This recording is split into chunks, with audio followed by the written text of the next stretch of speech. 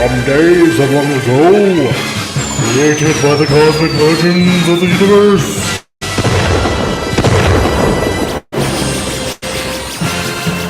There stands one man, one great man, a man dedicated to preserving all that is good in pop culture. Loved by few, hated by many.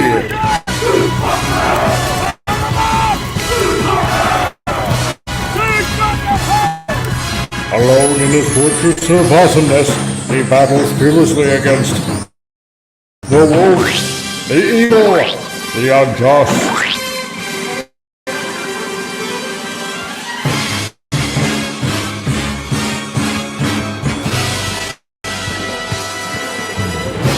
To right that which is wrong, to stand for justice, to serve all mankind.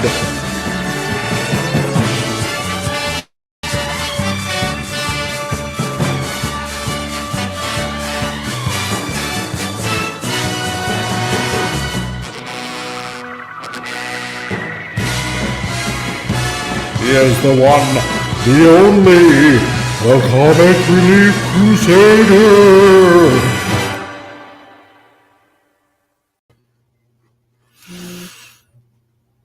Now, hello. It is I, the Comic Relief Crusader, and here for another Titillating Tuesday chat. That's right. Another chat so riveting and full of ambiance that one cannot deny it. That's right. Wow, what a week it has been, hasn't it? Since the last chat. Oh god. Yeah, I suppose lots to talk about, lots going on and whatnot. Kind of weird. I literally had to rush like crazy to get here. I had a an interview I was going to talk with a friend of mine, and things got delayed, and Raymond, I'm sorry I didn't make it back in time. I will talk to you tomorrow. So welcome to tonight's show. Grab a seat, make yourself comfy. There is lots going on. You know what, tonight, because generally almost every night I kind of do this, that I really don't prepare a whole heck of a lot of anything. And hey, Lenrod, how's it going, dude? Nice to see you here again tonight. I promise I will try my damnedest to do another really good 6-minute job that lasts 2 hours. Not promising I can, but I will definitely try to make it the best 6 minutes of your life. Of course, that's what she said too, except it was 30 seconds. Damn it. Anyway, so today's been, it's been a real rush with just really trying to get a lot of stuff done. For all of you other people that may know, I did have a GoFundMe going on, and thanks to every one of you that helped out, the goal was met, and my family and I, we still have a roof over our head, and just hope and pray that that I either get work, i.e. with what I do, which is in graphic design, or find something outside the home. I've been applying like left, right, and center, and sometimes it's hard when you live in a small town. But then again, there are other small towns that are pretty close, within 10 to 15 kilometers of where I live, so it's not so bad. Kind of. I just need something now. So, either way, thank you all that helps out my family and I. I greatly appreciate it. And as of also today, God, just having to rush around, and because we homeschool our daughter, um, she gets funding through the province of Alberta, but you have to use it at the end of the month. Well, actually, because obviously it's May the 31st. Last week, we got her a computer that she has to use for schooling, of course. And something kind of screwy was going on with it. Hang on 1 second.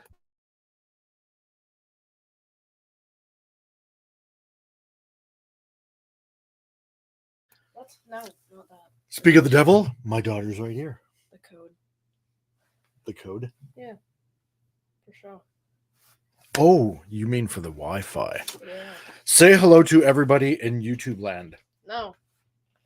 See? Thanks. She has my sense of humor. Just, here we go. Just break into people's homes and sell oops insurance. Yeah, exactly. You could close the door. Yeah, okay. She's 12 and a half. Does she listen? No. Anyway, so where was I? Yeah, have to use the last of the funding at the end of the month, and today's the end of the month. And a week ago, we got a computer for her that she can use for school. However, when we plugged it in, it seemed like it was going extremely slow. It is not a gaming computer because I'm not getting that for her whatsoever. And I will tell her you said hail. Thank you, Lenrod. So yeah, it was going slow and it was warming up quite a bit. So it's something probably wrong with the power supply. I don't know, but we had to bring it back. And oh, hail, Dave. Hi, didn't get notified about this. Seen you tweeted. Thanks, Dave. Wow, you didn't get a notification? Dang. Lenrod, how about you? Did you get a notification? I'm just kind of curious now. So anyway, so we had to bring back the tower. She picked out something else. She really wanted the laptop, so it was around the same price. So, well, actually a little lower. And so we got her a laptop that she, again, has to use for school. No gaming. And she just has to use the older computer that she has. So that will just make her appreciate it so much more. You got the notification? Awesome. So I'm going to have to send a nice little letter to YouTube again and slapping them on the pee-pee or something. Anywho, so on top of that, the wife is like, oh, I want to go here and get something here. And it's like, I want to go there and get something there. And let's go get a burger. And it's like, really? I got to get home. I got an interview I got to get to. And I never made it to the interview.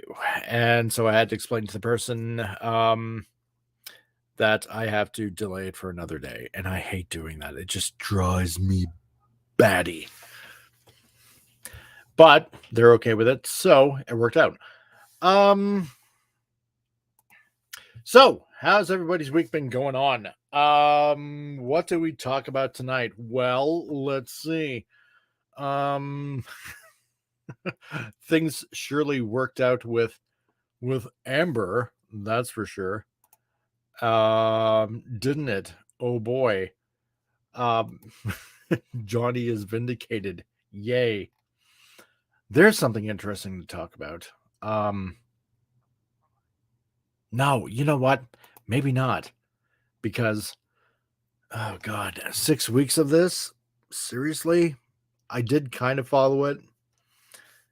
But on the other hand, after a while, you just get sick and tired of hearing it all the time. Amber Heard and And, Willy Wonka.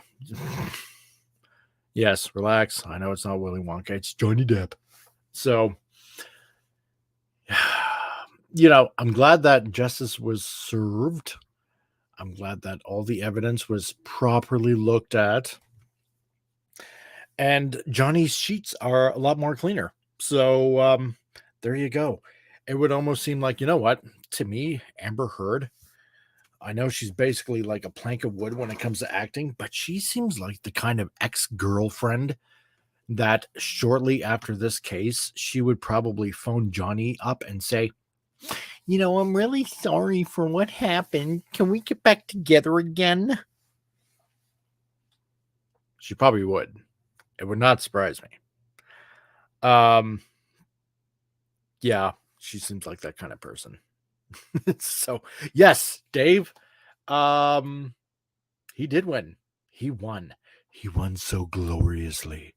So, I mean, phone messages and everything and recordings and blah, blah, blah. And, the plethora of people that came to his defense and that basically said, it's like, no, he ain't like this at all. She, on the other hand, yeah, need I say more? And you know what? The other thing I think that also had an impact, I mean, besides obviously the truth, is the fact that everybody came in person to Johnny's defense, but pretty much almost all, if not most, of Amber's friends that came to testify or whatever did it through video. So, you know what? That's got to say a lot. Like, wow.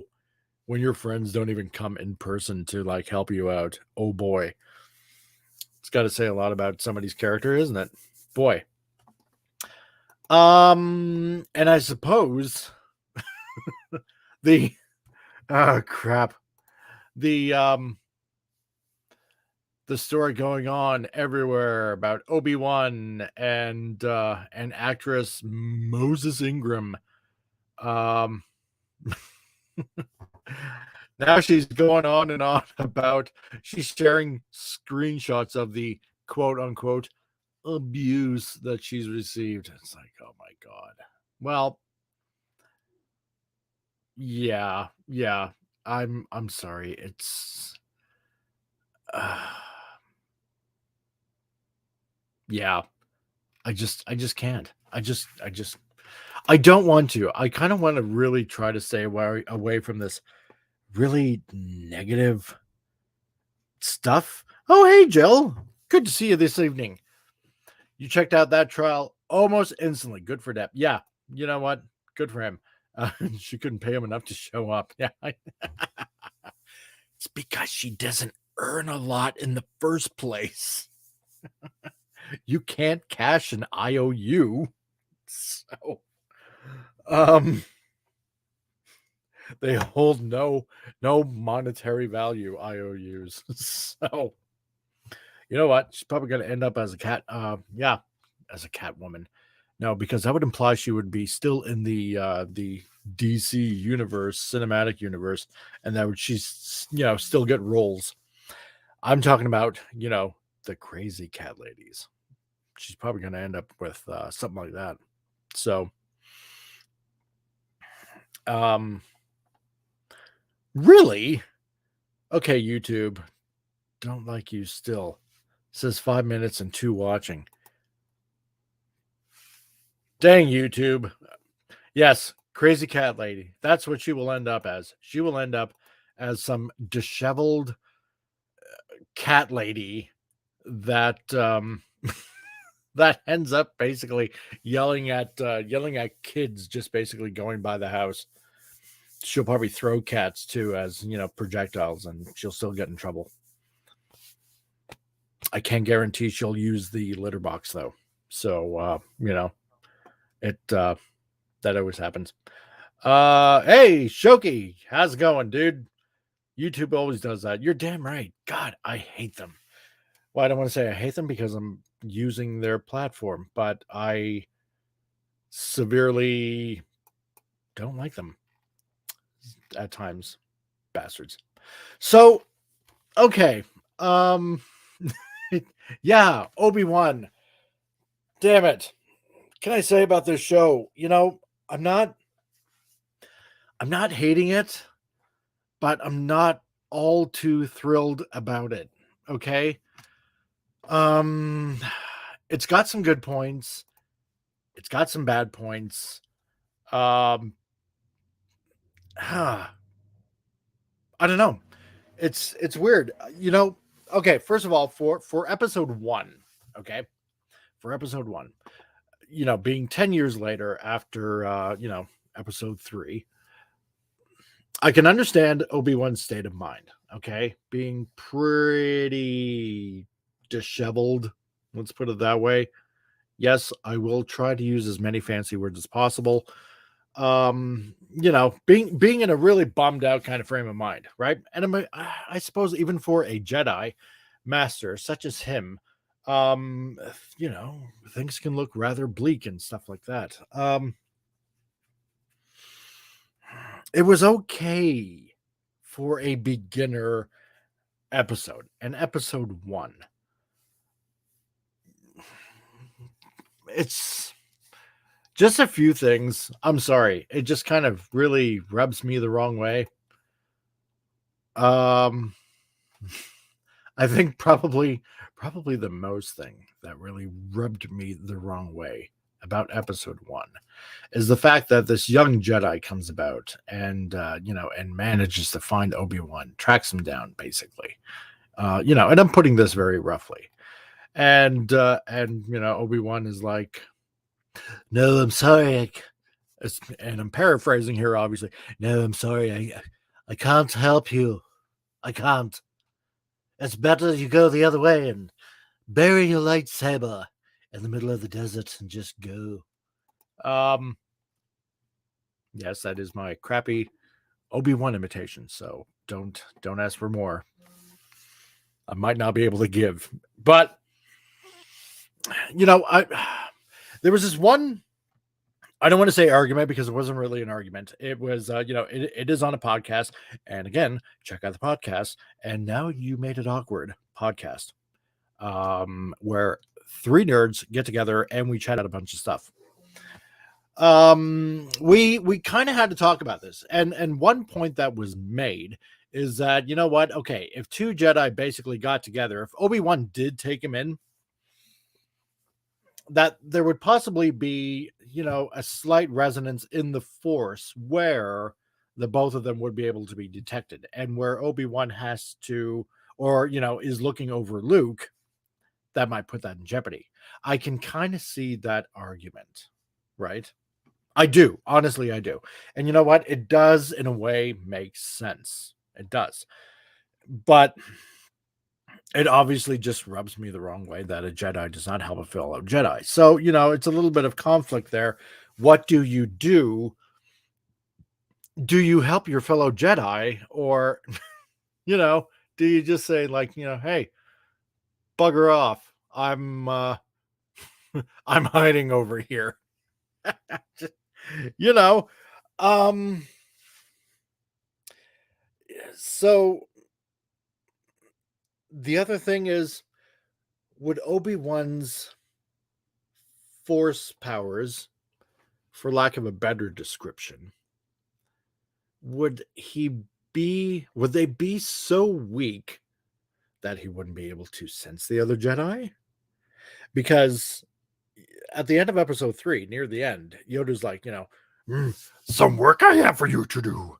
Practice on Tatooine. You have a way to commune with Qui-Gon. You must. I will teach you. Stuff like that, right? And again, that's the best of Yoda that you're going to get out of me. So, just to let you know. So yes, and thank you, Shoki. You may go ahead and advertise our podcasts. So ladies and gentlemen that are still in the chat, Shoki, he is the other third of the trio of And Now You Made It awkward podcast. So, and yes, you can hear about her thoughts about that also. So, and again, that's the most Yoda that you're pretty much going to get out of me. So, and Tombstone, hail, dude, what's up? Thank you for joining. Dave, God, you did the voice good. Thank you. I try not to brag and all that, but thank you, good citizen. Yes, and thank you for subbing to the podcast. We try to make it entertaining and yet real as possible. So anyway, so back to the episode. Okay. Would it be because after a while Obi-Wan is just really downtrodden that he just doesn't bother doing his lessons anymore that Master Yoda told him to basically keep up on? I can kind of see that. Because there is an element of fear that Obi-Wan is feeling, right? If you think about it, and and some of you know my thoughts about Kathleen Kennedy. I'm not gonna go there right this time. That's another time for another live broadcast. I can get how, like what Yoda said, fear leads to anger, anger leads to hate, hate leads to suffering, So these negative emotions, would it have played on how, at this point in time, 10 years later, how Obi-Wan is using the Force? I kind of get it from that point of view. So like I said, there was a few things, I did like about episode 1. A few things I thought were kind of maybe off. However, you can kind of play that away, I suppose. This is what it is. Okay, here's the good that I found, okay? Even though there's not a lot of good to me that happens in this episode, the first 4 minutes of the show might be the best, and it's all the old footage, really. And it's recapping on, showcasing Kenobi and Anakin, their relationship that culminates on Mustafar, right? Aside from that, maybe that's the highlight, I suppose, right? I don't know. The bad, I don't know. Maybe the other 45 minutes of the episode kind of degrade both the original trilogy and the prequel one, while kind of disrespecting not only Obi-Wan in a way, but the Inquisitors and and most importantly, basically all us Star Wars fans. Okay. It almost seems like it's an affront to the intelligence of anyone who considers themselves a Star Wars fan. All right. Like the following 4 minutes from the prequel trilogy, the show begins with, the opening scenes at the Jedi Temple on Coruscant and the clone troopers, Order 66, right? All the younglings and all the Jedi. And it's pretty much most of Palpatine of what you're going to get from me as well. So, Purple Valkyrie. Oh my God. Welcome to the show. What a blessing to have you here as well.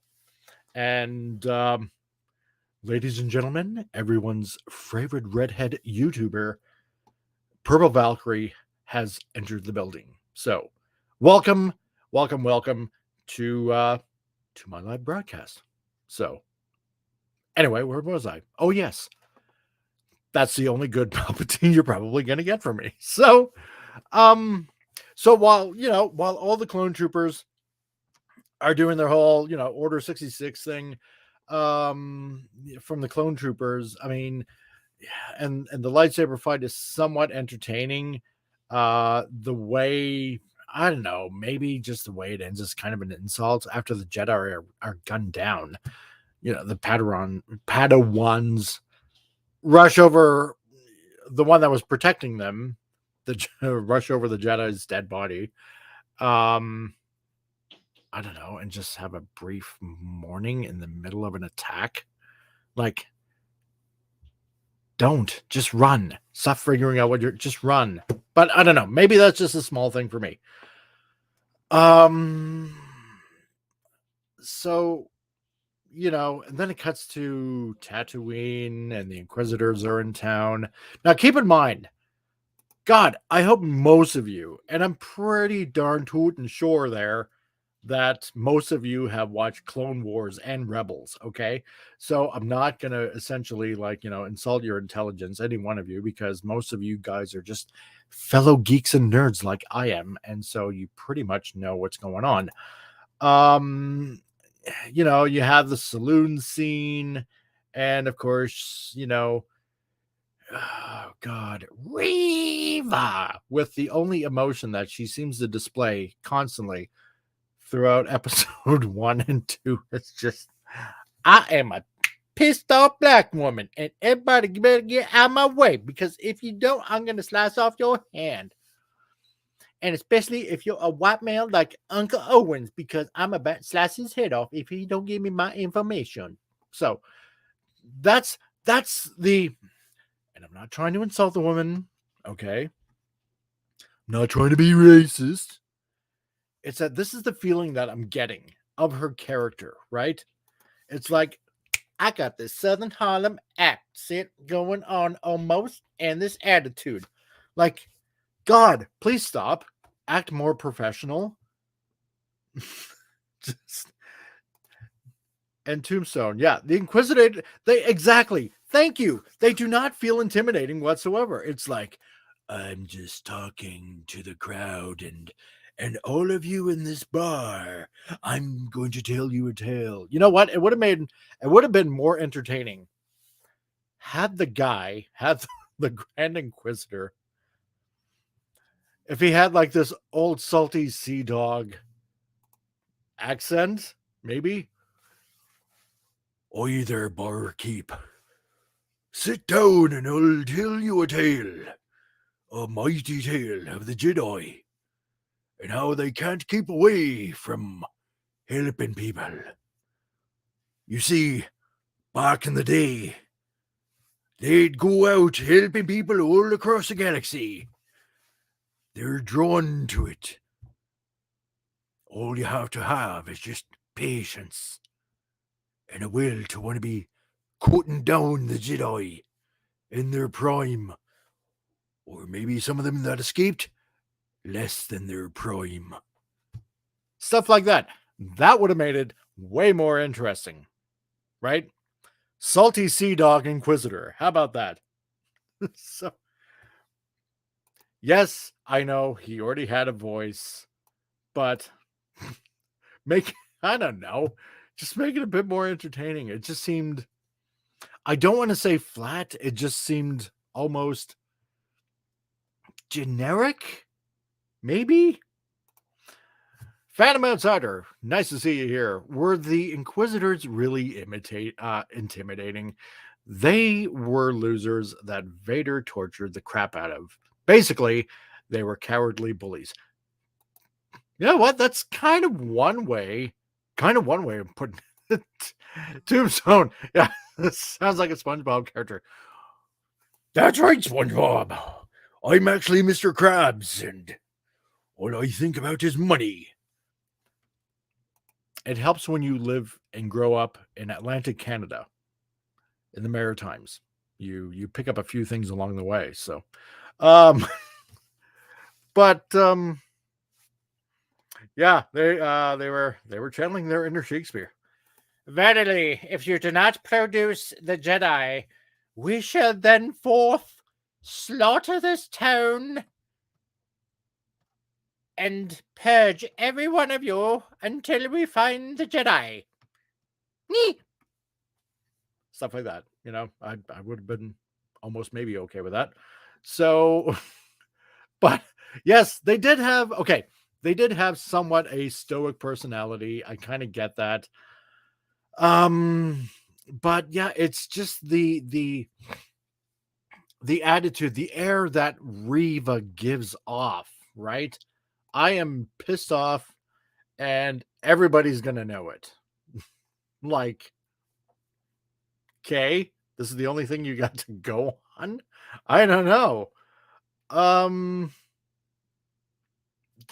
it's it's not bad, but again, it's almost kind of mediocre. And I know that Ewan McGregor, what did he direct or did he produce? I'm trying to remember because for the life of me, um, I kind of forget, right? Did they demand a shrubbery? They no Phantom Outsider. God, Tatooine's a desert planet. Oh my god. Really? They would have had to import that from I don't know, IKEA or something like that. Um but no, she totally does not show any respect whatsoever to any of the inquisitors, right? Much alone the Grand Inquisitor. Uh you're the third sister.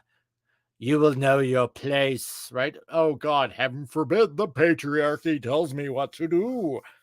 I must now display some sort of angst against you. Angst. Yeah. Um. So what I was talking about on my I sorry, not on my podcast, on our podcast at and so now God, I can't talk. And so now you made it awkward. Which again, go subscribe, check us out because it's a trio of us that talk about extremely nerdy stuff. Um, what I kind of predict is that I suppose what probably some other people have been saying, you know what?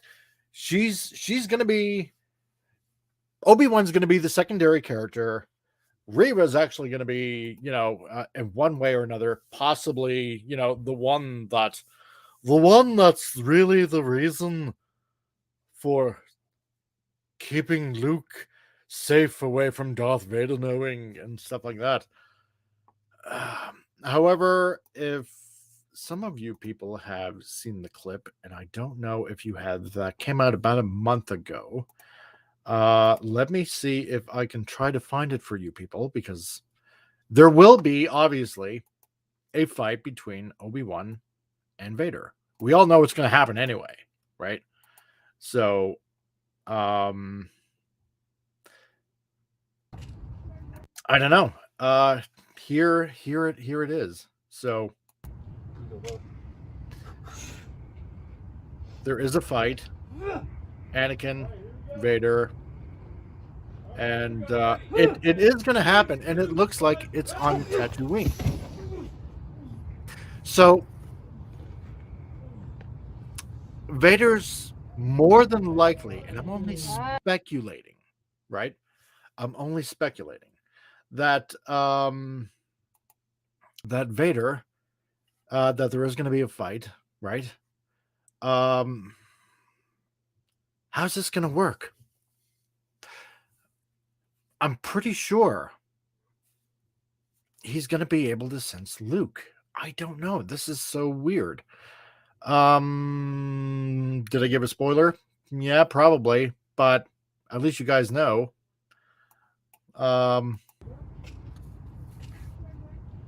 But yeah, I got this really eerie feeling that one way or another, Reva's basically going to be the one that, that in a weird sort of way saves the day inadvertently. I hope I'm wrong, but I don't know. I almost fear that I might be right. I don't want to be right. I just want this series to be good. I don't know why my phone just went off. Whatever, I don't care. Episode 2, I'm sorry, was just if I can say it, I'm gonna say it. It was a bag of smashed assholes. It was just that bad. My daughter was asking, it's like, Dad, I know he took his lightsaber with him, but why is he dressing in his Jedi garb when he should be in secret? Wouldn't that just make him stand out like a sore thumb? It's like, well, good point. Maybe people don't really, maybe after 10 years, people just kind of generally forget what a Jedi looks like, or what they dress like.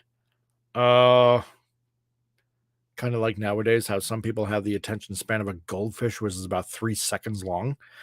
Um, or maybe, I don't know, he just looks like a bum that just has that kind of costume on. I don't know. Um, it was it was nice to see a disheveled clone trooper, though. That is just poor guy, like begging on the streets, got some credits. And I'm thinking, it's like, holy crap, is that Rex? Or is that, because I could have swore it almost looked like one of them. Um, but then again, the scene went by rather quick, so I don't want to say it is, but God, it almost looked like it was. And the the scammer, the Jedi scammer, it just, I get the scene that they were going for. Um, but it just seems like, and I'm sorry, I forget the actor's name that played the fake Jedi. That it just seems like that's the only type of character that he plays all the time, right? This kind of goofball that just acts goofballish. Maybe that's just me. It's kind of like the only character, like what my friend Shogi said, it's kind of like Ryan Reynolds. The only character that Ryan Reynolds can play is Ryan Reynolds. That's about it. Yes, thank you. Kumal Nadjiamni, whatever. I'm going to get a coronary occlusion if I try to pronounce that last name. So, Kumail, I'll just say Kumail. How about that? Yeah, it just seems like that's the only kind of character that he played. And you know what? Just for a brief second, when Obi-Wan confronts him, you get that small little glimpse of Obi-Wan again. It's like, hello there, and it's like, oh, you're a Jedi, my. But the fact that he pulls out a blaster, and yet again, I know that if he uses his lightsaber, it's going to make him stick out like a sore thumb. But the thing, did I nail it, Shogi? Thank you. I I really appreciate it.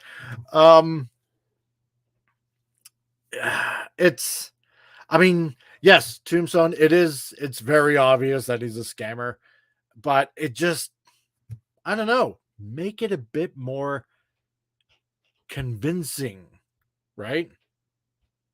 I don't know. I don't like it where it's pointed out so blatantly obvious that obviously, the character's across from the person. It's like, oh, really? Are you a Jedi? It's like, can you not tell by the mannerisms, by the way he's talking and acting? I'm using my Jedi mind powers on you. Oh God, it's like, I'm sorry.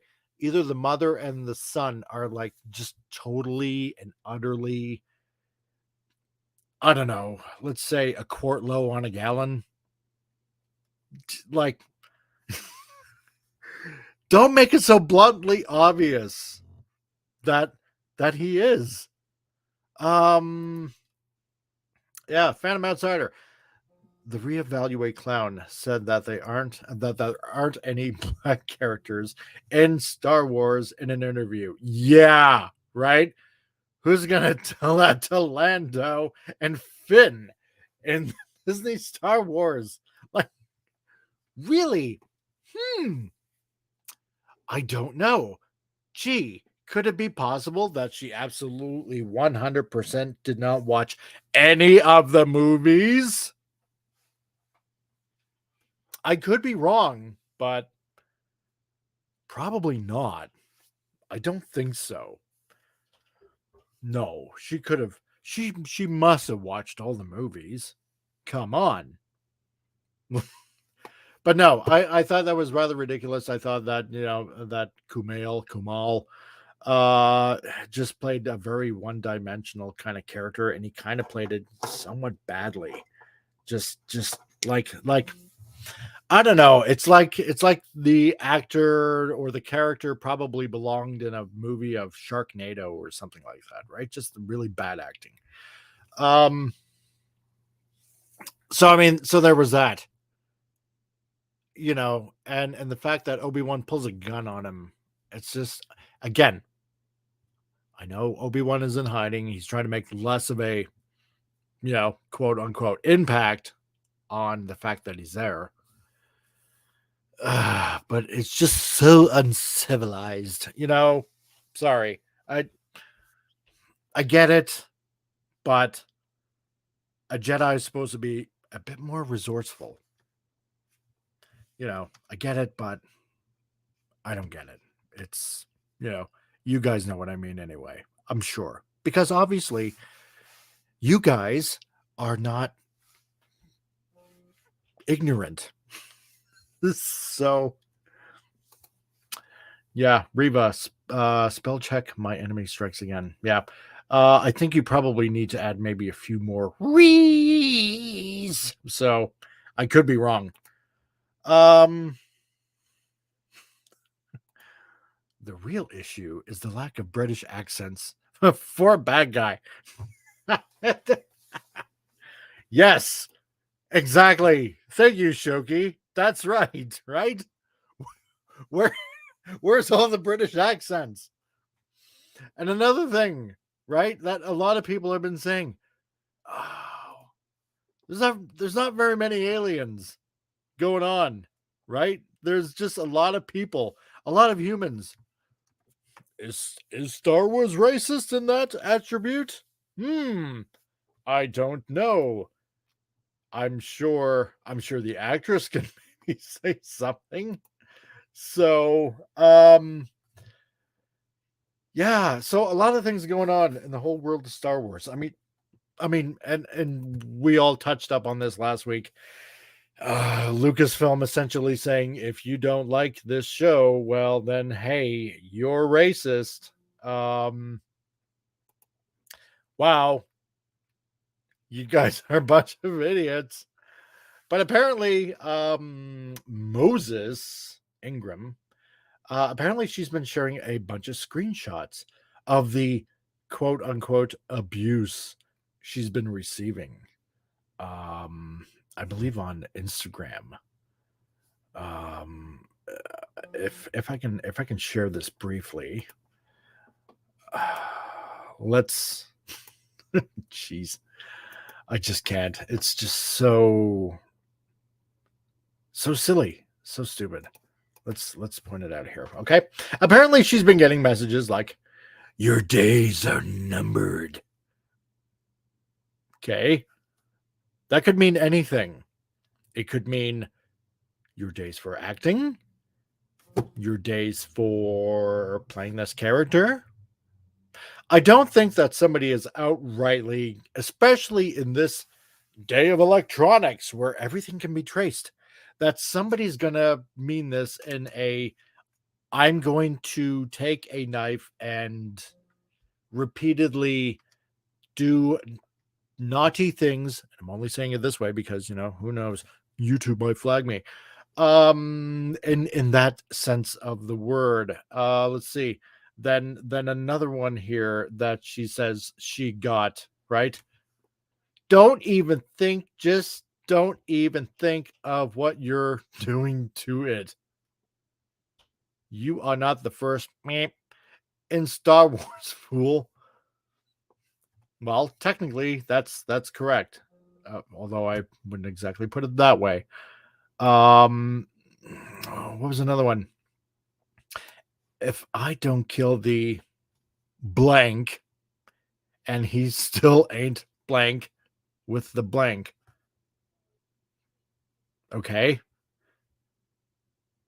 sure. You suck, loser. You're a diversity hire, and you won't be loved or remembered for this acting role. Well, probably the way she's going or the way this show is going, maybe not. Um, bitch got receipts, but ain't never. Okay, these are kind of weak. I'm sorry. Like IBE working, I make. Ayo, Kenobi, you ain't finna run forever, white boy. Get back here, third sister, Obi-Wan Kenobi. You have now been converted into the St. George of Floydidium of Star Wars. Are you happy? How the fuck does an alien know Ebonics? Oh God. Jeez. Seriously? This is the oh God. This is the stupid level at which at which it comes to. It's ridiculous. It's stupid. You know, and then she goes on, I believe it was like YouTube and you know, saying stuff to everybody that, you know, oh my God, I'm being attacked because I'm black. No, you're being attacked because the writing is so far kind of suckish. Your character and your portrayal kind of sucks. There, I said it. Don't take it personal. It's not you. Although, depending on what you're tweeting and what you're saying, more than likely partially is because of you. So, yeah, I'm sorry. And then essentially, you know, Reva eventually putting down the Grand Inquisitor like a bitch. And nonchalantly, like, now who's in the gutter? Yeah, let's do that Z thing, you know, with your snappy finger things, you know. Oh God, you know, you think the Grand Inquisitor would have seen that coming. I'm pretty darn tootin' sure there, hey. So, yeah, I don't know. I the posts alone, God, I'm a stickler for like good English, but damn, learn some spelling. I'm sorry. Yeah, I don't know. Anyway, the only solace I have currently right now is that an anti-derivative Jill, please help me out on this because, you know, obviously some of you guys are way more fans than I am, and I'm not saying I don't like this show. I do like this show, but I believe Orville season 3 is coming out really soon, and I do believe it is sometime this week, if I'm not mistaken, June the 2nd or is it 3rd? So I am really, really looking forward to that. The Star Trek, yes, thank you, Lenrod. Thursday. This Thursday, season 3 of the Orville. What will happen? What will take place? Stay tuned for more.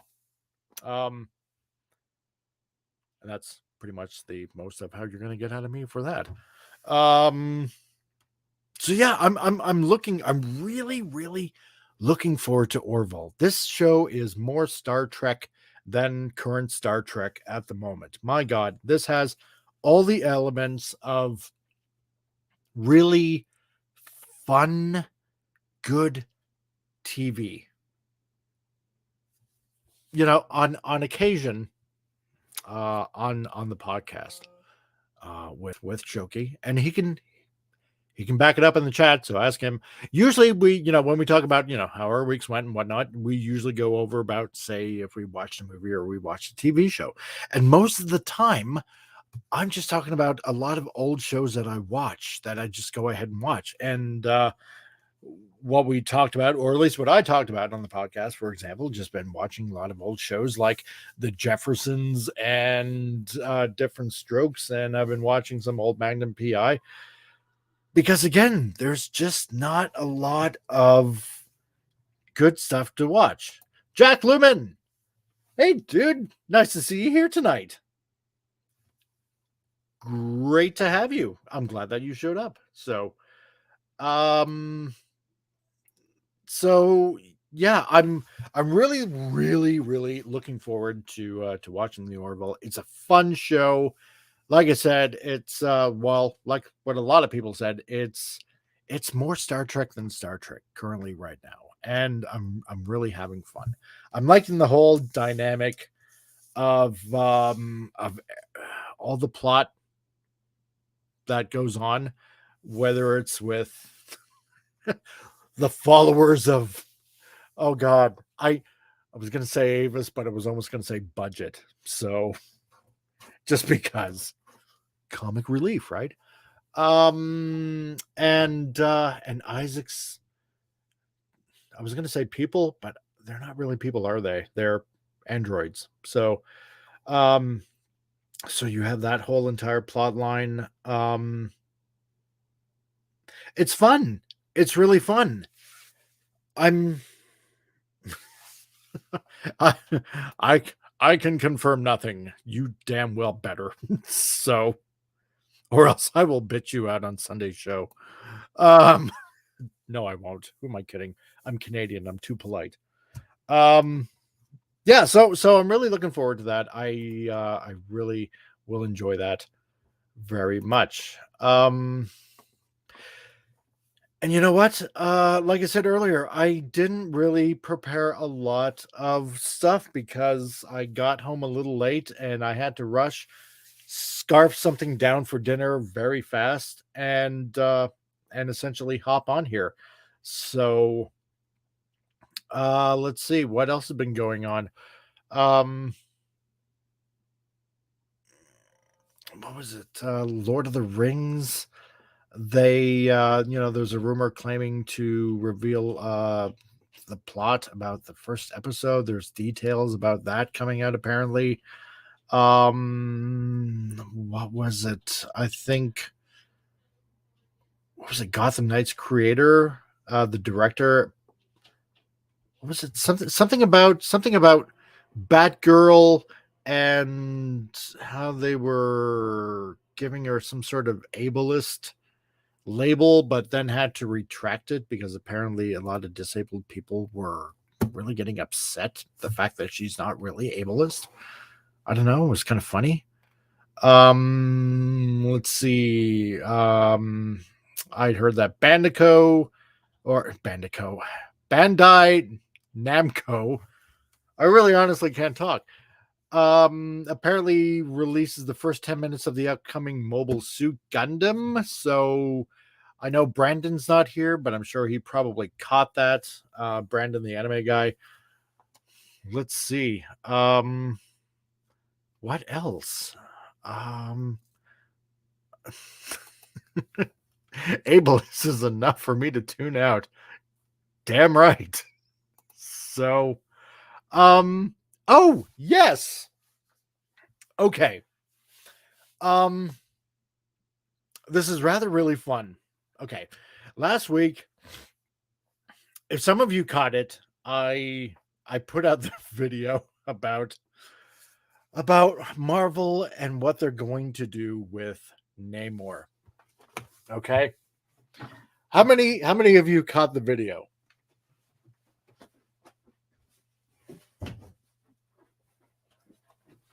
Sorry about that. I had to shut the door because my 12-year-old wouldn't do it. You did? Yeah, yeah, I know you did, Len Ron. Yeah, so apparently, okay, in the new Black Panther movie, Wakanda Forever, And again, I'm not making fun of black people by appropriating some sort of accent. Apparently Namor is going to show up. Oh my god. But Namor, no. Namor is not going to be from Atlantis. Yes, Jack Lumen, you did. You saw right. Si, senor. Oh my god. Yes. Oh, the Namor change. Yes, you are correct. God. I wonder if Purple Valkyrie saw it. God, I would like to get her take on that video if she actually saw the video.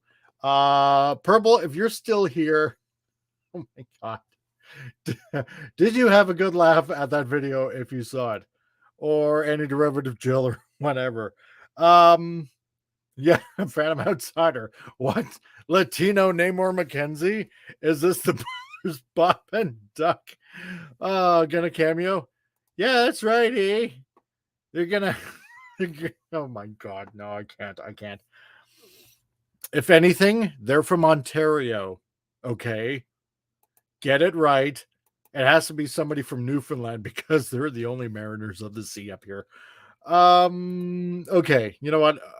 I'm gonna find the picture just in case if some of you have not found it, okay, or have seen it. All right, because I'm gonna bring it up. Yes, so Namor, King Namor, Prince Namor.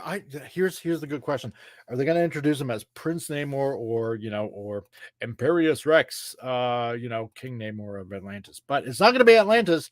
No. It's going to be some underwater Mexican city. I don't know. Here we go. It is Latino Namor. Hey, Chihuahua. Frig. Oh, sweet, merciful God. He's packing something there, so he's definitely Latino. What can I say? But as soon as I saw this, look at that stash. That the mustache of a true Latino. God, I wish Mexican Iron Man was here right now. My God. Oh, sweet, merciful crap. Latino Namor. There you go, folks. Yeah. The fact that he's wearing boxer briefs is most concerning. It is, isn't it, though? Yeah, I got called racist for not being a fan of them changing this whole backstory.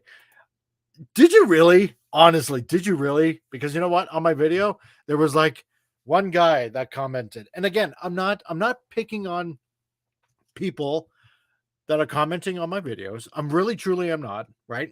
Honestly, I value anyone else's opinion. But when you're coming out and saying, "Well, what race or what ethnic background would you like him to be?" Well, keeping to canon would be nice. Namor Mackenzie? It kind of implies I don't know. Let me think about this. A more Anglo-Europeanish background, also possibly from America, which good old Pappy Mackenzie was American. So, sure. Is that too much to ask? I don't know. But if you point out that, no, I want him to be white. White as the driven snow. Then, you know what they're going to do. You know what people are going to do. Oh my God, you're racist. You want him white? Jeez. It's just another example of the patriarchy. And, why can't he be like Latino and a person of, other diversity? Oh, sweet, merciful, crap-tastic friggin' MCU. Because there's a reason. There's just a reason. What? Don't. Shut up, Dave. Could be worse. Princess. Yeah, but then that would be Namorita, right? Namor's cousin. So, oh no, I'm sorry, silly me. It would be Princess Namor because, well, look what's coming up in Thor. We got King Valkyrie, right? So, sure, it would just make sense. It would be Princess Namor. Silly me. Why didn't I think of that? I'm so misogynist. Frick. Oh my god. But anyway, so yeah, so it's not going to be Atlantis. It's going to be some underwater Mexican city. How does that even work? Please, if anyone out there, okay, and I am not trying to be, condescending or anything like that. Honestly, honest to God, on a stack of Bibles, I'm not. Is there some sort of legend of a Latino underwater city in some sort of myth or in some sort of Mexican legend or something like that I am not aware of? Like if there honestly is, right? If there honestly is, okay, sure. I can I can no, I really honestly can't see that. I would be interested in hearing, okay, but how are you going to spin it, Marvel? Honestly, if it isn't something from, see, Atlantis is from legend, from thousands of years, right? And really, if you honestly think about, how the whole story got started, Plato, when he visited Egypt, hear the stories from the Egyptian priests. So they knew about Atlantis for, for a long time, a very, very long time. But in the Marvel comics, there obviously is a whole story about, about the Marvel MCU version of Atlantis, how it's sunken to the sea, and yada yada yada, right? And it plays into, a lot of things into the whole MCU, or sorry, not the MCU, but into the Marvel comics. Plus, on top of that, Namor is supposed to be Marvel's first mutant. Okay. And that's been said for years. He's Marvel's first mutant. Um oh sweet Jesus. You guys just make me laugh. Aqua Mexico, home of the cartel smuggler subs. Right. Oh god, that's a good one. You know what? Eventually I'm gonna have to probably maybe even put up prizes or whatnot for the funniest comment. So um but the thing is, it made Namor more I don't want to say believable because obviously, even to this day, proving that Atlantis existed, past tense, is extremely hard to do. But it's permeated into a lot of culture where it's, you say Atlantis to almost anyone, and pretty much anyone in the world knows what Atlantis is. If you try to come up with some sort of made up Mexican version of Atlantis, nobody's going to remember the name. I'm probably not. Not saying that I'm not going to be giving it my attention. Oh God, and this is a long shot. If the movie is good, and by all rights, all the Marvel movies have not been that good, it'll be forgettable.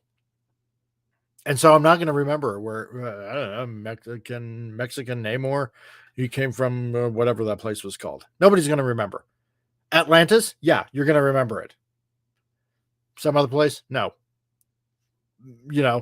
But then on top of that, he's not the prince, or even later on in the comics, he's not the king of Atlantis. That was the whole point, right? Atlantis is this place larger than life in the imaginations of boys and girls everywhere that have not just read the comics, but have also read books in the library about this fabled sunken city that in a day and in a night sank into the ocean, never to be seen from again. That's the power of myth. That's the power of a story never really being forgettable, ever. And if you take that huge, important part of a story, of a myth, then the character also itself, for somebody as predominant as Namor, it loses that effectiveness. It loses that power, that command that Namor rightfully should possess on screen. So, also, that was in the, I believe it was a Brazilian paper. I'm going to have to go back and check. But apparently, what was it? Riri Williams, Ironheart, apparently accidentally discovers Atlantis, and somehow Namor is supposed to make some sort of deal or wants to make a deal with Wakanda because, I don't know, reasons of some sort. And I don't know, somewhere along the lines of something goes horribly awry, and then somehow you see Wakanda's navy, and there's a battle between, I don't know, underwater people, because at this point, I guess you can't really call them Atlanteans, because no, Namor's not going to come from Atlantis. But there's going to be a battle between the two, right? So, now, correct me if I'm wrong, because I might be wrong on this. Isn't Wakanda rather landlocked? Or am I just thinking of the comic? No, actually, sorry, because in Age of Ultron, with what's his name there, that was going to give Ultron, a butt ton of vibranium. Trying to remember. Anyway, yeah, there was a coast, there was a washed up ship or something like that. Yeah, so okay, I guess that might be plausible. But yeah, Tombstone. It'll be an Aztec Mayan name, I guess. That's possible. Okay, I can see that if there is one. I mean, if there really honestly is one, okay, fine. But Patrick Duffy also came from Atlantis. Yes, he did, didn't he? So, but the whole thing is, yeah, don't take that mystery out of the character. I mean, it's bad enough that you're changing the entire ethnicity of a character and essentially crapping on the character, the creator, Bill Everett. I mean, you got to think of this. He designed this way back in, I believe it was like 1939. 1939. And it's like what Marvel did with the Eternals and Jack Kirby's creation. Just totally shite all over it. Right? With the whole gender swap and the race swapping, and I mean, oh, but no, they're not actual beings per se, they're all robots. It's like, I just want to screech. But yeah. I thought it was just something funny, something hilarious. And I think to probably come full circle around the whole part of this whole story, I did give Mexican Iron Man a little bit of a shout out. Hey, Mexican Iron Man, now you have a sidekick. So apparently that got back to him, and Now he would like to do a rant with me. So I told him, okay, well, sure, I'll be the Canadian ranter, you'll be the Mexican ranter, and we need one more from the US to make it a complete trio. And so I don't know, maybe he might find one. So if he was here, I would probably invite him and let him go ahead and do a rant right now. So Jack Lumen, as long as the screeches don't turn into rees. I can't promise that. Cannot promise that. Yeah, the Eternals Amber turneth the bed. Oh, sweet Lord Jesus. Yes. Yeah, it's true. Nice. Activate rant powers. Okay, good enough. Yeah, amazingly, the original android Human Torch had a cameo in Captain America: The First Avenger. That's true. Near the beginning. If anybody did not catch that, I would be surprised that you did not see it. I totally caught that, and I'm like, oh my god, it's the original Human Torch, right? The android. Yes, actually, I did catch that, Venom Insider. And yeah, Canadian Aztec Mayan Namor. How would that sound? How would that look? I don't know. So, I remember when my town sunk below the ocean. I lost my rubber ducky in that. Was not impressed. Now I'm gonna have to drink a half a gallon of Screech just to put up with the loss. So, something like that. I don't know. Yeah. Well, if you don't take responsibility, don't beat him. Don't join him. Again, I promise nothing. So, um, so, so yeah. So we have Mexican Namor. Damn. Yeah. I'm not looking forward to this. And then I think to touch up on again, the comic of Batman Fortress. If any of you caught that, it's rather stupid. Batman really not basically being Batman. It's okay if his place gets robbed and he beats up a bunch of bad guys, but no, looting and rioting in the city. No, Batman's just gonna overlook that, and well, store's got insurance. Where? Yeah, it's not even. Oh God, it's not even worth my time. Yeah, Lenrod, reverse Batman. Namtab. Oh crap. Yeah, Mirror Batman. Would like to see that happen. I think they kind of did that anyway with a female Batman. Oh, by the way, Shoki says, in the Age of Ultron was based on the African coast, no specific location. Oh, okay. Well, thanks for that. I wasn't sure because I know obviously Wakanda was mentioned, so I wasn't entirely sure if he was on or in still the nation of Wakanda. I kind of thought probably not, because if he was still technically in Wakanda, even though it's by the coast, he'd still get nabbed. So yeah, I don't know. I don't know how that's going to play out. Because as far as I know, Wakanda was pretty landlocked.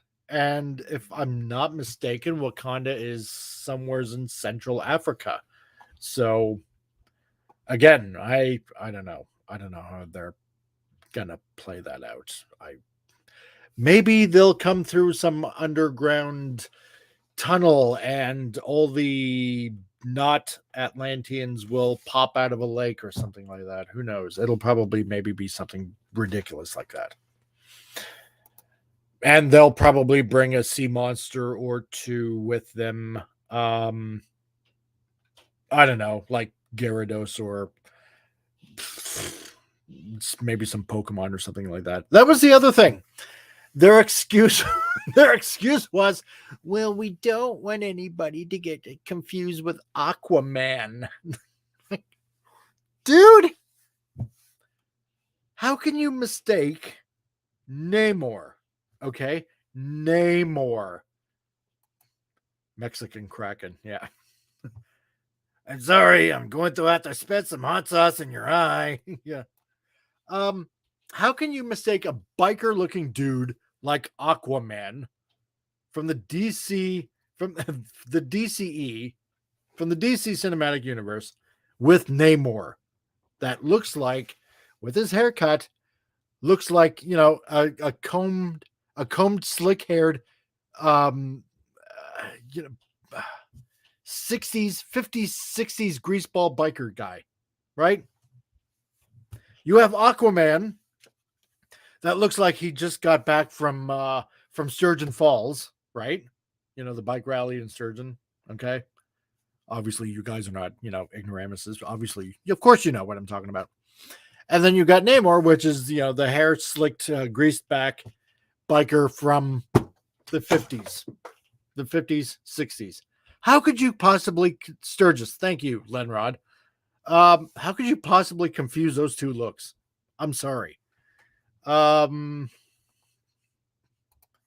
Yeah, because Aquaman having blonde hair, meanwhile, Namor has dark hair and a flat head. Yeah. I don't know. That looks like Aquaman in a Marvel movie. Oh my god. This is what I'm talking about.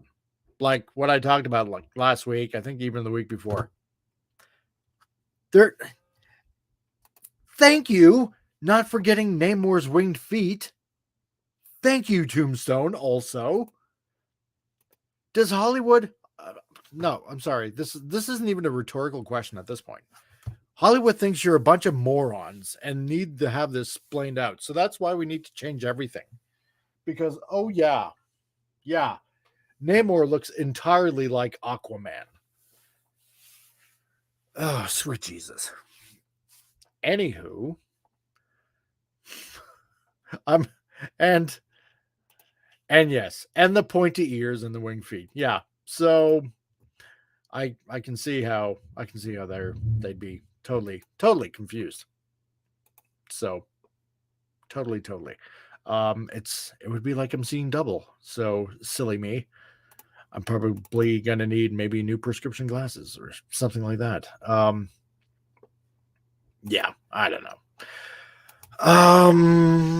What else has been happening during the week? Apparently, let's see. Kevin Feige, apparently, from what I'm hearing, I'm trying to check up more on this, but apparently confirming that the Secret Invasion series is set during the blip, suggesting a upcoming MCU retcon. It's kind of stuff that I've been hearing. So I'm wondering how that might, if that actually does happen, how that plays out. I don't know, but that's something to look forward to. I don't know. I don't know.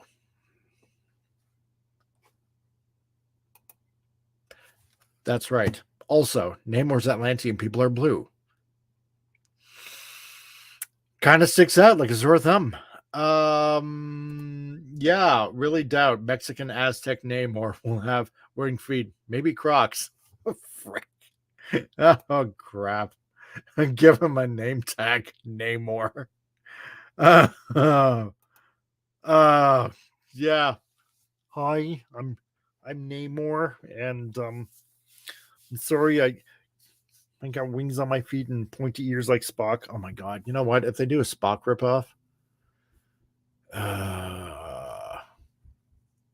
you know what? Yeah, maybe they won't give him pointy ears. You know why? Because if they're going to use that kind of reasoning, okay, We don't want him to get confused with, Aquaman, because the people out there are kind of stupid. Well, they probably won't give him pointy ears because, oh my God, they might confuse him with Spock. Right? If we're going to go by that kind of metric, yeah, we can't possibly give him pointy ears because people will confuse him with Kurtzman's Spock. So, it's not going to be good enough that we make him Latino. We're going to have to give him rounded ears and a tan, even though, on the bottom of the ocean, sunlight really doesn't penetrate all that much, but he's going to have a tan anyway, a Latino tan. And is it going to be Marvel's first mutant? That remains to be seen. So maybe that might give him the wings. Don't know. Yeah, might have to see. Lenrod, if Namor sounds like Kermit. Well, Kermit is amphibian. So I at this point I wouldn't put it past them. So they might think he's either Spock or an elf from Lord of the Rings. You, jeez, crap.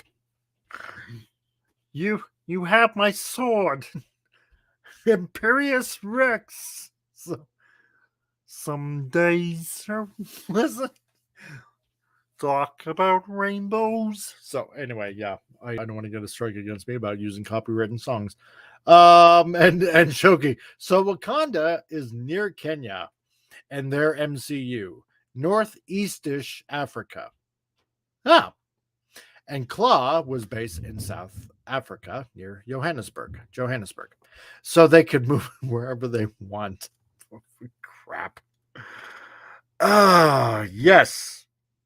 That's right. Because Wakanda is like a minivan nation, so they can just move it around. Right. That's right. So it's the ultimate road trip, people. Wakanda can do everything. So it can have futuristic, space-like tech that essentially, for some odd reason, nobody for probably the past 150 years absolutely knew nothing about. So yeah, Phantom Outsider. So will they be replacing Imperious Rex with Andale Andale Ariba? Asking for Speedy Gonzalez. He's afraid he'll lose the catchphrase. Oh my God. Well, what was top speed in the water for Namor? Was oh crap. No, again, because Speedy Gonzalez is Warner Brothers, it's not Disney. But then again, I can see how they would confuse the two. So yeah, he might lose Imperious Rex. So I don't know. Faster than sound? I don't know. In the water, was Namor faster than Mach 1? Probably. In that case, Andale Ariba would be appropriate, I guess, for him to be using, as he is also Mexican, possibly Mayan / Aztec / Inca / everything. So he does like whales. He does. So frick. Meanwhile, in the Hall of Justice, Aquaman is making a tuna fish sandwich because he can't do shit. So Namor joins him and ends up eating whale blubber. So, crap. I don't know. Yeah. It'll, that's right. Blue land whales. So, especially when we got SJWs like Trigglypuff and whatnot. So, and again, I'm not going to do the whole re thing again. We're probably past that at this point. So, um, okay, yeah. Aquaman is almost supersonic underwater, so Namor must be too, right? Copy. Got a copy. Yeah. Um, well, I mean that's the thing. No, Lenrod, no re. Stop it. That's the thing. See, Marvel and DC have always had a history, obviously, of copying each other's characters to some degree, or in some cases, to a lot of degrees. So, I mean, as Namor came out in 1939, um, DC had to do an Aquaman. I'm not exactly sure because I was mostly a Marvel fan instead of a DC fan. I'm not exactly sure when Aquaman came out, but I'm pretty darn tootin' sure that it came out way past Aquaman. For example, Deathstroke the Terminator appeared in DC first, and then, of course, thank you, Rob Liefeld, for coming up um, with Deadpool. So, yeah, they've always copied. I mean, what Marvel had, what was it, Secret Wars back in the 80s, and then thank you, George Perez, for doing Crisis on Infinite Earths. So, whenever Marvel had a big giant crisis that they were going to do, DC also had to do some sort of big giant crisis as well. So, yeah, copying, it's almost always been part of the comic book industry. So, it's it's not it's I don't know, it's not surprising. Um and also Shoki. I like the idea that some type of Aztec society developed like Wakanda, but somehow underwater. I mean, look at the Monsterverse. Interesting. Interesting. And Jack Lumen. Some female viewers would be horrified. Others would be fanning themselves. Oh wait, Jason Momoa can't be can't be cast for this one. Yeah, that's right. Um, hmm. Yeah, that's right. And on top of that, with the new Thor movie coming out, I'm sure they'll be quite satisfied, quite possibly with Chris's arse being shown for good measure. So yeah. The crabs, yeah, they do have a small part. Same with the lobsters. I hope they get their just representation. As if they don't, they should be speaking to their union representatives. And who knows, we might see maybe a small part by Charlie the Tuna as well. So you never know. Um. So, but yeah, I'm just tired of it. Tired of this retconning, tired of this swapping of ethnicities and swapping of genders and of characters. And you know, that was one conversation on this podcast that I had with Shoki and our other host, Ricky. I didn't like Moon Knight as much. I wasn't exactly impressed with it. Um, and I was explaining how it would be nice if they stuck to canon, right? For example, as many of you probably do know, um, for example, Scarlet Scarab, okay, was a bad guy and obviously a dude in the Marvel universe. And in Moon Knight, obviously, they genders Gender swapped the Scarlet Scarab. Okay, and obviously immediately, made her a hero. And I'm not saying that these guys are bad or they're wrong or whatever. That's not the point of this conversation whatsoever. Yeah, you're damn right. Yeah, here we go. Right? Okay. We all know that Marvel Universe, the comic book is Marvel 616. Okay. Yes. And in the MCU, it's Marvel, what was it? 1999999. So yeah, it is a different Marvel universe than what we're used to 616. So as much as I don't like it, you can explain it away that way. It's a different Marvel universe than the comic, and the Marvel universe and the comics is its own separate entire universe, obviously. The comic book verse, I suppose you could say. Yes, 19999. So it's, I don't know. And like I was just trying to explain,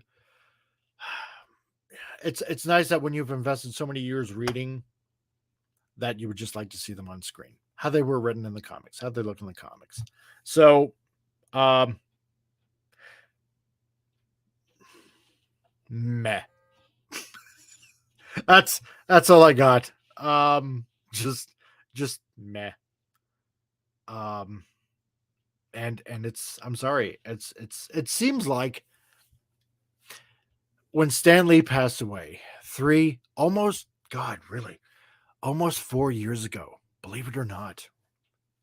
4 years, I think 4 years now that Stan Lee has passed away. It just seems like as soon as he passed away, all the people were like, oh, good. Now we can do things our way, and the old man isn't looking. One sec.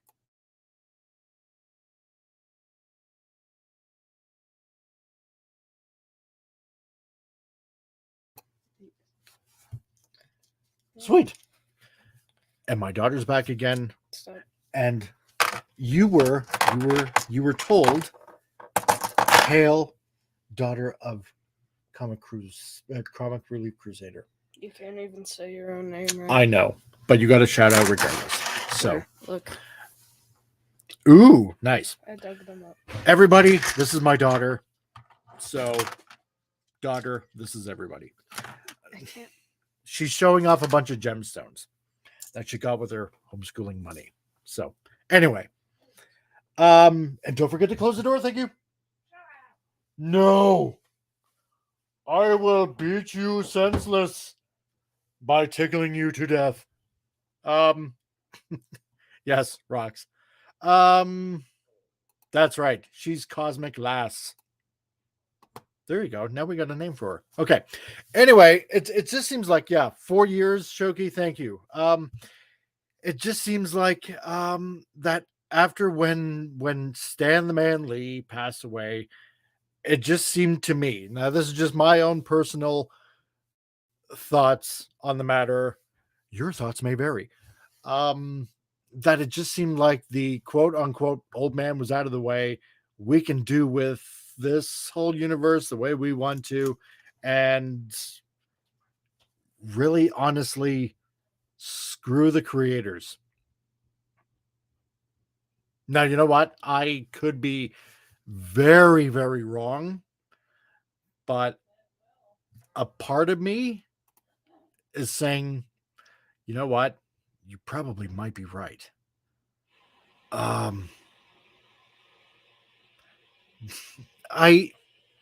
don't want to hate these films.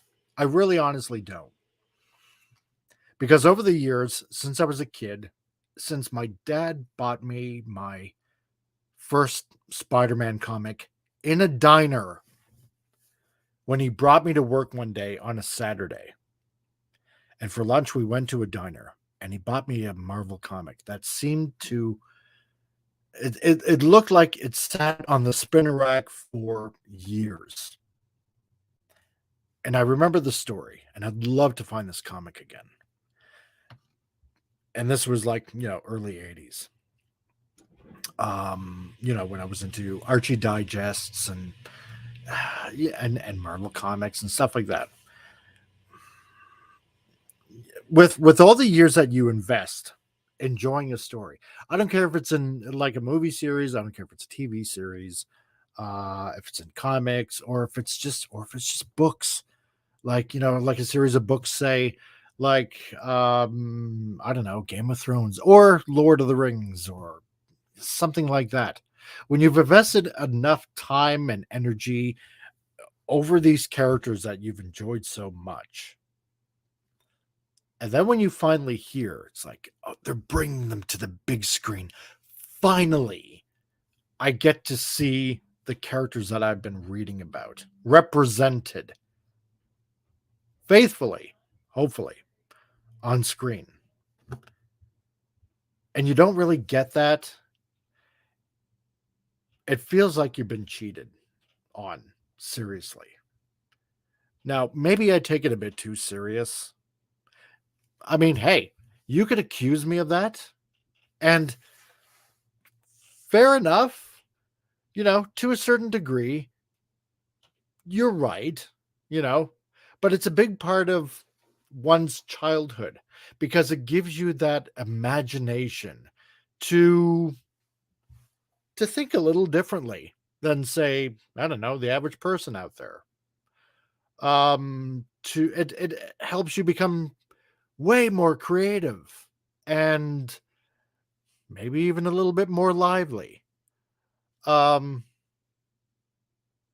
you know, month to month, you're waiting for the next issue to come out.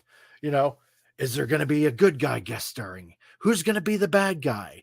What situation are they going to find themselves in this time? It's like your favorite cartoon that you can't wait that comes on next week. Back when when all of us sat down in front of a boob tube, with a bowl of cereal, enjoying Saturday morning cartoons, right? Say if it was, I don't know, if it was Smurfs or if it was Transformers or if it was G.I. Joe or if it was Silverhawks or, whatever. Um, you enjoyed them for a reason. And then when a bunch of bigwigs in Hollywood go, you know what? We know you've invested so much time and effort into creating these wonderful characters, but we're taking that toy out of your hands and we're going to play with it now. Don't worry, we'll take care of it. And like the analogy that I used on a podcast before, um, it's like the kid that comes to visit and you got some cool stuff and they get at it and they end up breaking it. It's kind of like that, right? It's that one little piece of childhood that you would just like to revisit, you know. Can't stay hung up on nostalgia. No, I know you can't necessarily stay hung up on nostalgia, but it's like, yeah, then they can play with themselves. That's not too suggestive, is it? Uh God, just hit me. Love Transformers, please, no She Prime. Yeah, you know what? That couldn't possibly happen, could it? No, but the point is like childhood was like one of, hopefully for most of you. I mean, I can't obviously speak for all of your situations being the same as mine. There were some parts of my childhood I absolutely did not like, that were downright sucky, and some that I really did enjoy, like many of you out there. Um, but it's a chance to a happier time that for a couple of hours you don't mind revisiting again, and you don't mind getting that feeling again of when things were, dare I say, simpler, from a simple time. And there's, personally, I don't find that there's nothing wrong with just revisiting the past a little bit. And that's kind of something that I would just like to see on screen. Just represented faithfully. It's not like we're asking for much, right? I mean, for example, Ghostbusters Afterlife came out. A lot of people got upset because, let's just face it, 2016. You all know exactly what I'm talking about, right? That abomination of a Ghostbusters movie, right? Well, when Afterlife came out, I mean, it hit big. It hit the theaters big. And damn, you know what? Just like Top Gun now, and I haven't seen it yet. I do want to see it. Don't get me wrong. I really do want to see it because I'm hearing so many good things that it's just as good, if not better, than the first Top Gun movie. But the thing was, when you saw Afterlife, a lot of people were saying, "Oh, that's just fan service." Yeah, because if you want the big bucks, give the fans what they want. That's the reason why you got a big seller on your hands. Duh. It's a no-brainer. It's a no-brainer formula. I mean, let's look at it. Let's look at it this way. All the blockbuster hits of the 80s, sure, there were some that were sequels. Okay. Sure, Star Wars, they had sequels during the 80s, even though the first one came out in 77, but still, the rest of them, 80, 83. Indiana Jones, yeah, there were some releases. So, Jaws.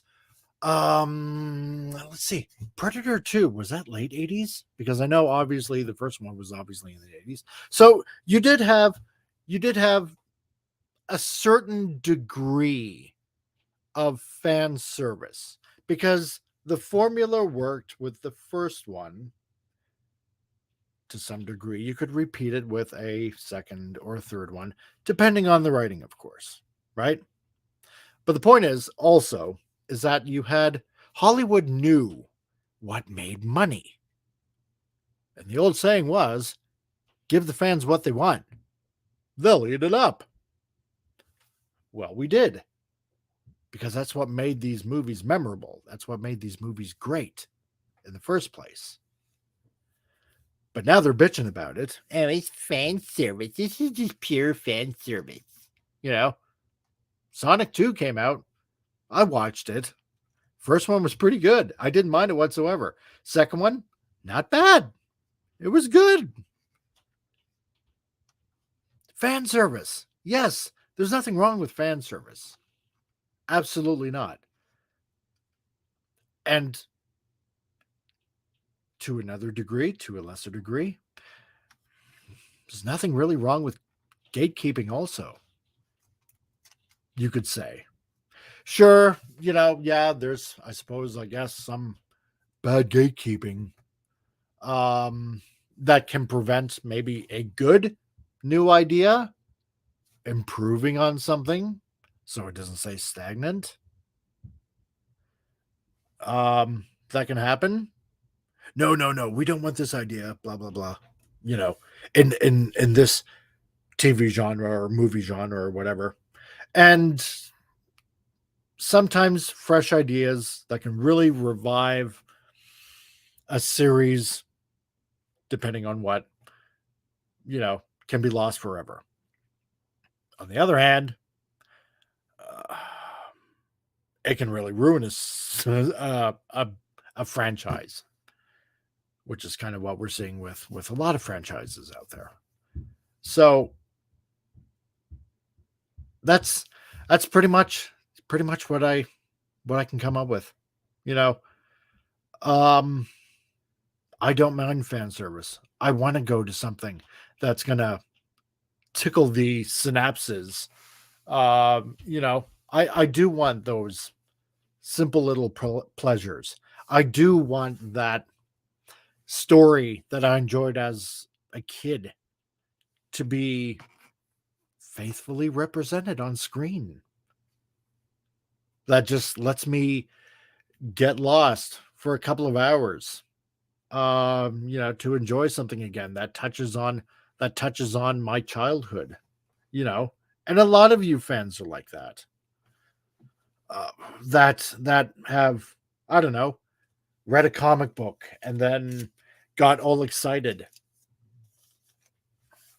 that it was finally going to come out and screen. For example, Guardians of the Galaxy. Okay. When I first got Guardians of the Galaxy, early 90s, Jim Valentino, before he left for Image, before he did Shadowhawk, um, I really liked it.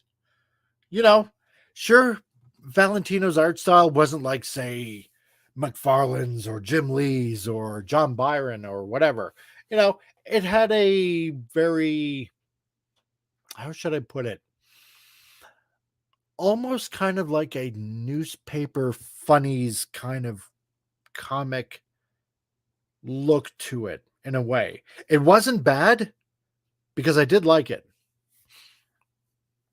And the storyline was great. I really enjoyed it. I really liked Guardians of the Galaxy. That Guardians of the Galaxy, right?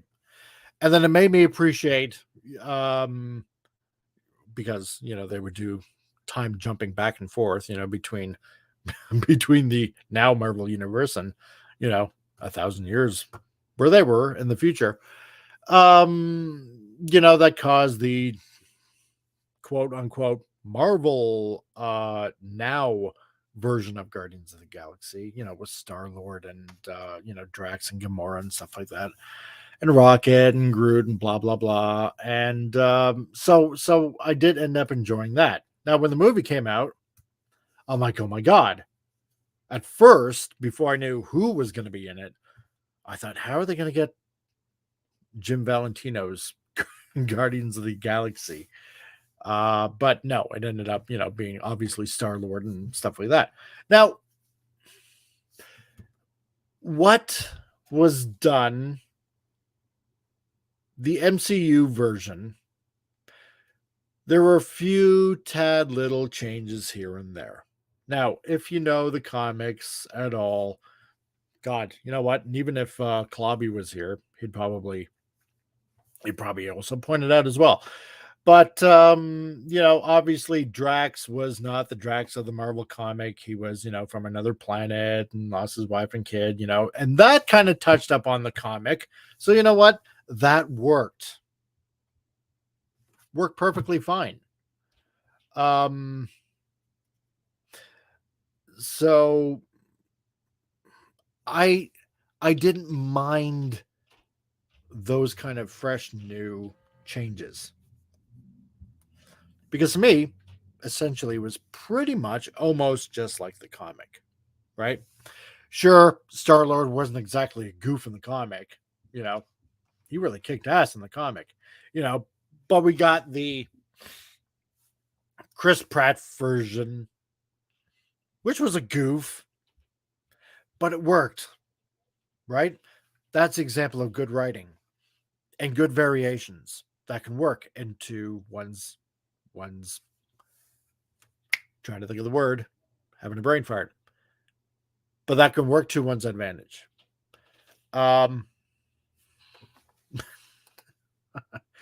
that ape. Yeah, I know, right? So, because as you know, yeah, in the comic, obviously Drax was the reanimated dead body of a guy that was driven off the road, which was Thanos' fault, and then Kronos basically resurrects him, and that's how Drax is made. Blah blah blah. You guys know all this kind of stuff anyway. If the writing is good, then certain changes. Yes, thank you. I'm just saying that. Yeah, just like what Lenrod is saying. If the writing is good, then the changes can be forgiven. And that's cool. And I'm okay with that. Right? And yeah, Drax was originally Moondragon's dad. That's right. Exactly right. Thank you. But when you have super radical changes that fundamentally alter the character, of who they are, what they are, why they are, then it all falls apart. It all does. And I suppose maybe this all just touches on some of the things I just don't like about Obi-Wan. Again, there's some stuff I do like. I'm holding out hope. But yeah, some weird things going on in the canon that is like, God, I hope you can redeem this next episode. I'm not holding my breath.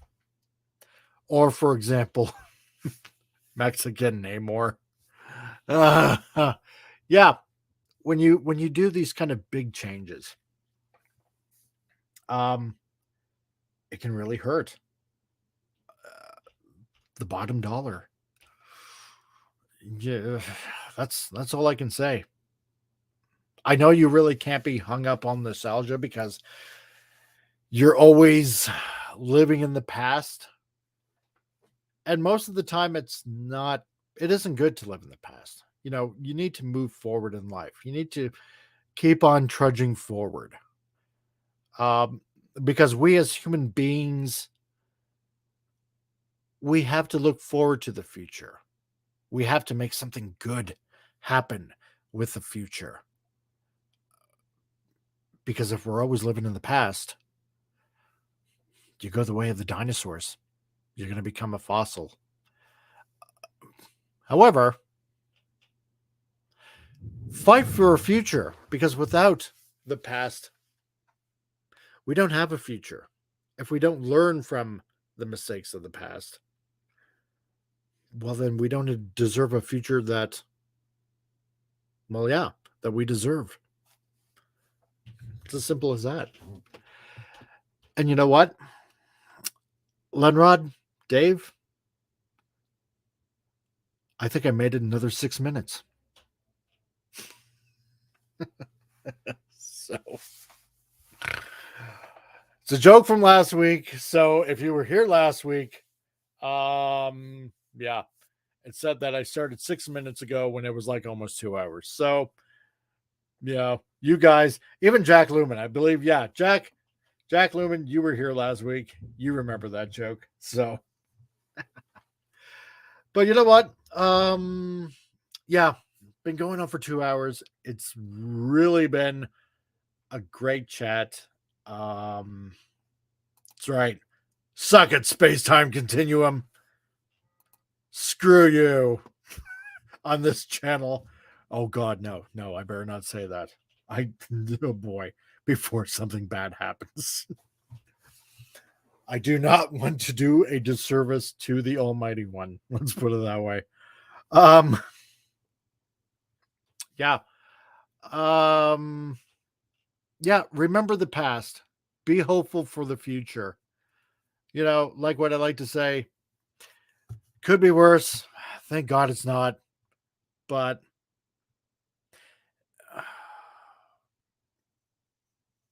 God, I'm always going to say something about representation without really sounding too SJW-ish. And you know what? I'm going to skip on that. Yeah, it would be nice to get. Oh my God, I can't believe I'm saying this. Fair representation on screen. Oh my God. I can't believe we just said that. Oh, frig, hang me. Man. Yeah, well, Susan can also, yeah, it's true. Frig. So, and Dave. I also love old films from the first movie and the first film you ever can find, at least. Yeah. I think tonight, because Doomcock the other day was talking about Casablanca, you know what?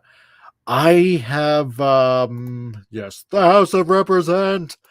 I think I'm going to watch Casablanca for the first time. I have, honest to God, I have never seen Casablanca. I never have. And last night I found it. And I'm going to sit down with my wife at some point and with my daughter and she's 12 and a half, and she actually appreciates a lot of these old films.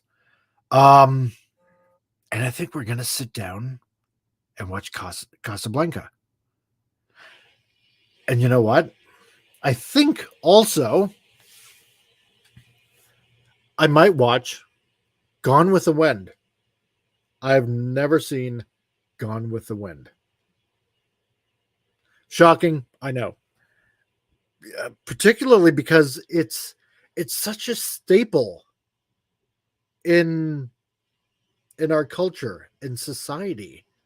I mean, how many references have been made to those two movies alone? Comics and cartoons and stuff like that. And I recognize them because those references have so permeated everything. We instantly, like, bam, we instantly know what movie it refers to. Of all the gin joints and all the places in the world, I happen to run into you. I don't think that's quite the quote, but it's close enough to it. So, yeah, I think I'm going to treat myself. I think I'm going to watch a nice old movie. And, Lenrod, have you seen Fritz Lang's Metropolis? Yes, you know what? I actually have. And you know what? The first time I ever saw Metropolis, no word of a lie, this was, trying to think now, it was around the mid-90s. And my now wife, at the time, we were up here in Canada, we used to have a chain of stores, Zellers. And for any of you Canadians in the audience, you know exactly what Zellers was. And this is when CD-ROMs were a big thing, right? With computers. Oh my God, CD-ROMs. And in this bargain bin, like this dollar bargain bin, there was a bunch of CD-ROMs of old movies. And in this bargain bin, there was Fritz Lang's Metropolis. And again, that robot is, again, iconic. It's an iconic scene. You show that to a lot of people, maybe not everybody, but a lot of people that, are really into sci-fi and stuff like that, they will know. Boom, Fritz Lang's Metropolis. So they know.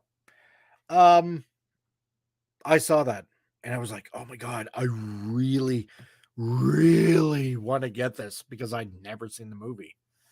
And damn, that movie's like over 2 hours long. I think about 3 hours long. And again, my now wife, she bought it for me.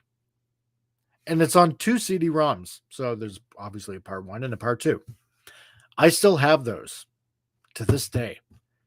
Over, about 25 years ago. And I still have them. And you know what? Yes. And exactly, Lenrod. The FX in that movie still holds up remarkably well. You are so right. For something that came out like basically, roughly speaking, 100 years ago. Damn, it's an awesome movie. I love it. You know what? If anything, if somebody faithfully remade that movie, I would squeal. I would not I would squeal. So I really honestly would. Phantom Outsider. Wait, you never saw Casablanca? What are you? Some kind of inhuman monster? Yes, I am.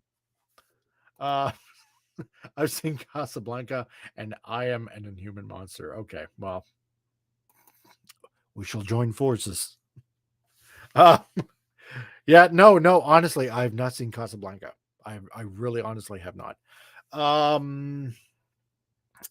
I believe that came out in 1927. I do believe you are correct I think it's around that time. I'm gonna have to double check, but about a month ago, what was it? Yeah, actually, about a month ago, I saw um on my digital frig Roku. God, I'm really getting old. I can't even remember these names anymore. On my Roku, about a month ago, my wife and I we saw uh the vampire one. Why can't I think of names today? I really honestly cannot. Nosferatu. That was literally made, I believe, at the end of April, 100 years ago, a solid century ago. And obviously, it doesn't have any sound. Silent movie because obviously the technology wasn't as far. But yeah, you know what? That was a really good movie. And some of the scenes in that, dang, creepy. So creepy. Um, yeah, you know what? Yeah, at Lenrod with the wind is so long. Yeah, I've heard it's like super long. Part of me, that's why I haven't seen it because it's like, so long. But as one millers with age, I really do want to see it. Lawrence of Arabia, I did see a little bit of it. And you know what? My grandmother on my dad's side, Dr. Zhivago, um, you know what? When I had a PVR, I actually had that recorded and I just haven't gotten around to watching it. Honestly, I really want to watch Dr. Zhivago. Yeah, and Jack Lumen. The fully restored Metropolis. I saw the one with the rock soundtrack. Really? Yeah, it was a fully restored Metropolis with the old music. Um, yeah, it was like totally original. Yeah, 100th anniversary party. Anyone? You know what? Wonder if I could get away with that because technically there's really no soundtrack. It's a silent movie. So yes, Nosferatu. So yeah, it was really good, and I think all these old movies. Yeah, never seen Nosferatu. Heard of it? Yeah, you know what?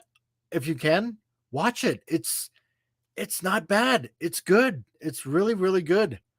If you like a lot of that old stuff, like if you're into vampire movies or just monster movies, take the time to watch it. It's really good. Um, The Man Who Shot Liberty. Valence is also very good. I'm gonna have to check that out.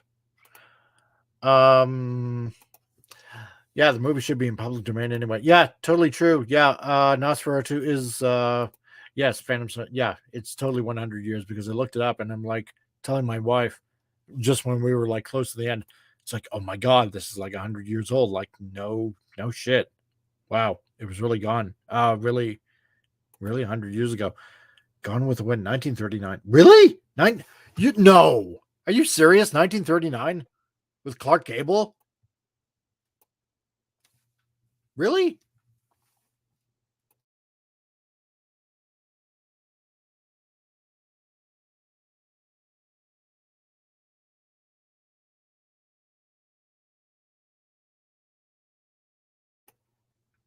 I'm gonna have to look that up. I thought it was 1940. Then again, 1939. Well, either way, damn, old. So, you know what? Talking about this kind of nostalgia, also not a bad thing. Yep, 1939 was made around the same time that Wizard of Oz. Yeah, so yeah, I guess it was. Technicolor. So, well, gang, it's been 2 hours, and it's been great. It's been fun. I wasn't really sure what I was going to be talking about, because, like I said earlier, I was pressed for time. coming in. Shadow of the Vampire is also good. William Dafoe. Oh, really? William Dafoe. Interesting. So yeah, I mean, I want to thank all of you that showed up, Phantom Outsider and Lenrod and David CT and also Shoki that also showed up, and Jack Lumen and Tombstone. See, I'm gonna have to do the Raquel thing on Clobby's channel, with how she does the variations on voices. It's fun. Don't blame me. And whoa, way back in the beginning, Snaggle Fricklepuss, thank you for joining in. Who else also did show up? Purple Valkyrie, also, thank you for dropping in. I really, really appreciate it. It was an extremely pleasant surprise to see you drop in. It's a shocker. You don't expect somebody with 1,000 or 2,000 plus viewers dropping in like that. And also any derivative Jill, also thank you very much for dropping in and joining the chat as well. And who else? Oh my god, we just had quite a bit of people. I mean, I think we had 8-9 people pretty much in here. I know I haven't even made it to 10 people yet, or 10 people, 10 videos, but thank you all for dropping in. I really appreciate it. For another awesome Titillating Tuesdays, just chatting away about the stuff that we love, the stuff that we want to love, the stuff that we enjoy. So yes, it's another 6 minutes well spent. I feel like this is going to be a tagline from here on out. You know what?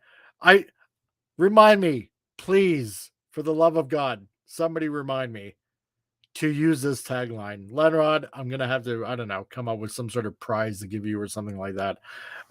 Yes, it's something along the lines of the best 6 minutes you'll ever spend in a 2-hour chat. Something like that. It's a work in progress. But yeah, thank you all for joining in. Hit the like button, leave a comment, even though you're in the chat and you're leaving a comment now, and spread the link and hit the notification bell. Even though I know many of you have anyway, but yeah, the more subs I get, hopefully I'll hit 1,000, because coming up in August, it'll be 1 year since I've started, and I'm almost at 270, and that's almost hard to believe that I've made it so far this far. So yeah, hit the like button, hit the bell, subscribe, leave a comment, and to all of you out there, no, don't lick it. You know what licking does, especially the past 2 years. Shame on you.